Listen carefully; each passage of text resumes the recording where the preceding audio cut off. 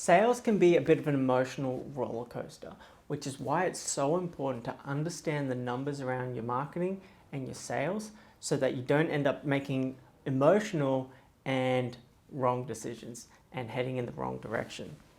Now, most people tend to fly blind when it comes to their sales and their marketing.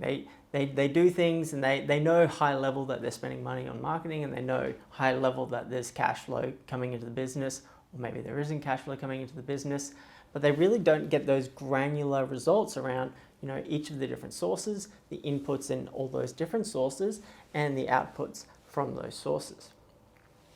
So recently I was running some ads with Facebook and I wasn't getting the same results with it. I was getting a really high volume of leads, but I wasn't getting that same conversion rate that I was used to. Now, emotionally, what happens is we tend to talk to a lot of people. We don't really associate where they're coming from, and we're not getting that same result we have had in the past. And so what naturally, emotively, what I was thinking was that something had changed. I was doing the wrong thing. I needed to adjust my business model, all this kind of stuff. These are the natural things we tend to start thinking in sales.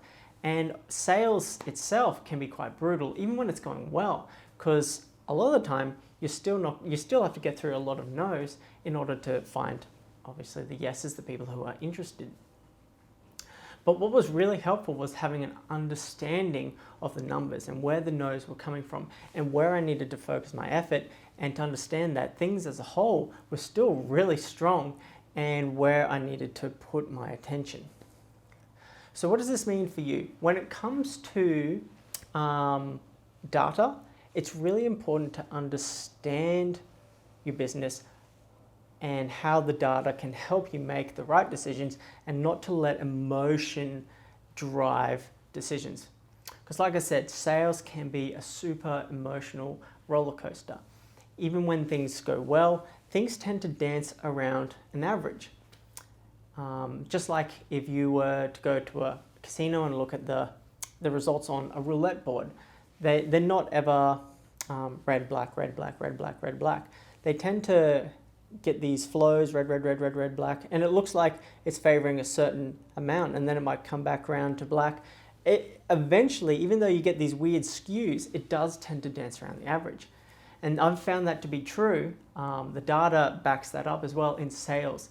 You might get a bad run of sales for a time being, but if you stay consistent to the process that you know, then it will come back around, it will dance around the average. And that's why it's really important to have, first of all, what is your conversion rate over time? Make sure you keep track of how many people you've talked to and how many of those people have converted. Because when you know your conversion rate, you can have faith in the numbers. You say, look, I just need to talk to this many leads and I know I'm going to get this many sales. So you can really just focus on, all right, I need this many leads this month to get this much in cash flow. The second thing that's really useful to know is that same conversion rate on the different platforms. So you understand where you're getting the better leads, or the better quality leads, or the better conversion rate on each of the platforms, and the better ROI, so you can start to see where your time is more valuable or better spent. So if you need any help with how to track ROI around your marketing platforms, your LinkedIn lead generation, of course, and how to track your actual sales conversion rate in a nice, simple way that doesn't require learning any sort of funky new system, feel free to reach out. I've got some great resources.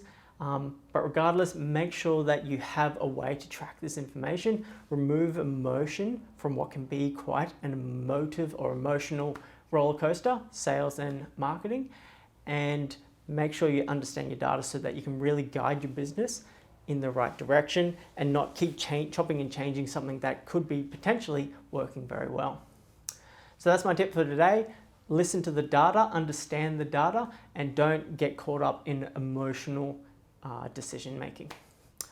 I'm Ryan Caswell from b2bleads.com. As always, have a great day. Cheers.